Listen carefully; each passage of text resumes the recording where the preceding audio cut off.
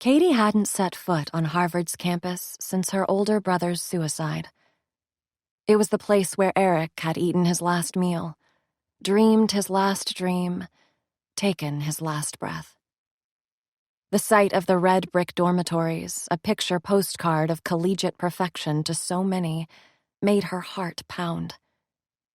For her, it wasn't a college. It was a haunted house. And today, she was moving in. Katie couldn't let her doubts show as they drove into Harvard Yard. The sun-dappled quadrangle and its ancient elms were festooned with red balloons, and a big crimson banner reading, "Welcome Harvard 2022. She reminded herself that she'd wanted this, insisted on it, sworn that she could handle it, bet everything on it. Yet her knee bounced in the back seat as her father parked right outside her freshman dormitory, Weld Hall. She spied his face in the rearview mirror, his eyes weary, his jowls gray and unshaven. His sister, Katie's Aunt Laura, sat in the front passenger seat. Katie's mother remained home in Pennsylvania, too angry at her daughter to come today. Maybe that was for the best. Seeing her mother's face would have made Katie lose her nerve. "Look at this parking spot. I told you I was good for something," Aunt Laura said with a wink.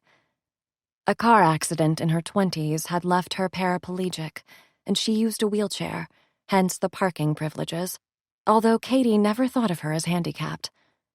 Laura possessed an irrepressibly positive outlook, a trait to be tested today.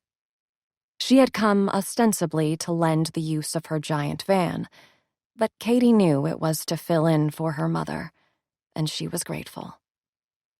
Her father yanked up the emergency brake and took a heavy breath. "Ready?" Katie got out and helped Laura into her wheelchair as her father went around to the back of the van, their solemn mood at odds with everyone around them. On the front steps of her new dorm, she noticed a boy posing for a photograph with 6 smiling relatives. A blonde girl standing in the bed of a pickup laughed as she pushed a boxed futon toward her father, who waited on the ground, wearing a Harvard t-shirt with his cowboy boots and Stetson. A tall boy in a Lakers jersey wiped his mother's happy tears from her cheeks. Katie envied them. They didn't have to fake it. She joined her father at the rear of the van and saw him hauling out her green duffel bag. "Oh, I'll take that one," she said. She hoped not too eagerly. "I got it. You get the roller suitcase." "No, Dad, seriously." Katie grabbed hold of the nylon straps, and he looked at her, puzzled. Then she deployed the head tilt and tone her mother had perfected. "You're back." He held tight for a moment before he relented and let her have it. "All right, but only because I haven't been doing my exercises." "When did my little bro get so old?" Laura teased. "You know some people say back pain can be psychological." "Then I blame you two," he said. Katie's dorm room was Weld 23, only the second floor. Only, she caught herself. She couldn't help but think of the height. The elevator was crowded, so her father decided to wait, but people made room for Aunt Laura to wheel on and Katie to squeeze in after her, hugging the duffel close to her chest. Laura held a laundry hamper filled with linens on her lap. "Nice that they have an elevator," she said to Katie. It was her official duty to point out every good thing that day.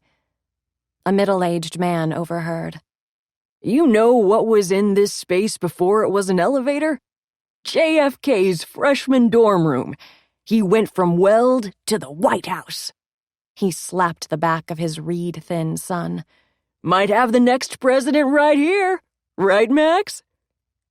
His son's face reddened, and Katie's heart went out to him. The elevator doors pinged open. Katie and Laura exited, and Laura broke into a grin. God, can you imagine being here with a young JFK living down the hall? He must have been dreamy. He was probably a horn dog even then, though. The first image Katie could conjure of JFK was the last moment of his life, the grainy footage of him waving from that car. She tried to imagine him as a young man her age, full of the nerves and excitement she saw on every face around her. If someone had told him he would be president, would he have blushed like that boy in the elevator? Or would he have owned it? Did he sense he was bound for greatness? If someone had told him he would be assassinated, would he still have wanted that future?